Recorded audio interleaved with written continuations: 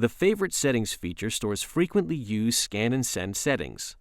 Up to 18 uniquely named combinations of settings can be registered, allowing for quick identification of the stored settings. To register a Favorite Settings button, start by turning on the desired scan settings. Select the Favorite Settings button. Select Register. Confirm the settings to be stored and then press Next. Tap to select an available button, and then press Next.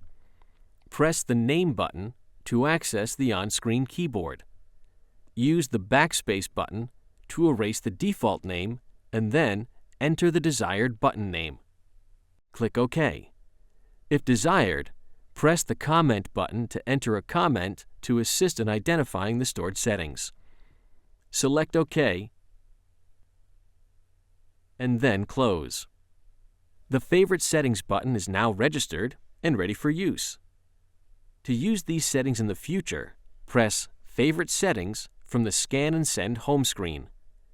Tap to select the desired Favorite Settings button.